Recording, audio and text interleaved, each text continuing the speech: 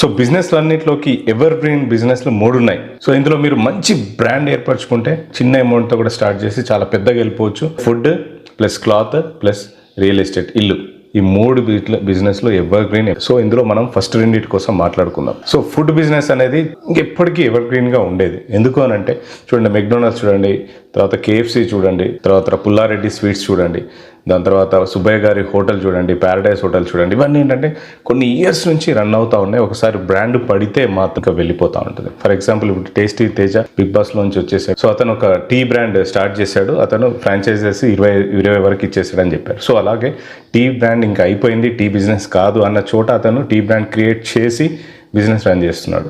So అలాగే మరి ఏదైనా షాపింగ్ మాల్కి వెళ్ళినా కూడా అక్కడ మనం చూసేది ఫుడ్ కోర్టు, దాని తర్వాత బట్టల షాపులు ఎన్ని ఉంటాయి. అసలు మనం వెళ్ళేది బట్టలు కొనడానికి అన్నట్టు మొత్తం షాపింగ్ మాల్ మొత్తం బట్టలే ఉంటాయి. సో మీరు చిన్నగా స్టార్ట్ చేసి వైట్ లేబులింగ్తో మంచి బ్రాండ్, మంచి క్వాలిటీ క్లాత్ ట్రెండ్కి తగ్గట్టు ఇస్తే మీ బిజినెస్ చాలా రన్ అవుతుంది. అలా చిన్న ఏజ్ వాళ్ళు బ్రాండ్ తయారు చేసి ఇప్పుడు కోట్లలో బిజినెస్ చేస్తున్నారు. ఫర్ ఎగ్జాంపుల్ బేవకు, అర్బన్ మంకీ, స్నిచ్, దాని తర్వాత Red Wolf and Red Flame, ఇవన్నీ కూడా ఇప్పుడు పెరిగిపోతా ఉన్నాయి. వాళ్ళు కోట్లలో టర్న్ ఓవర్ చేస్తున్నారు. చూస్తే చిన్న ఏజ్ వాళ్ళు తక్కువ బడ్జెట్తో చేశారు. క్లాత్ బ్రాండ్ అండ్ ఫుడ్లో చాలా మంచి బిజినెస్. సో ఇవి అందరికీ అవసరమే. ఈ 3 మీరు బ్రాండ్ ఏర్పరచుకొని ఒక బ్రాండ్ క్రియేట్ చేయగలిగితే మీరు వేల కోట్ల బిజినెస్ ఇందులో చేయొచ్చు.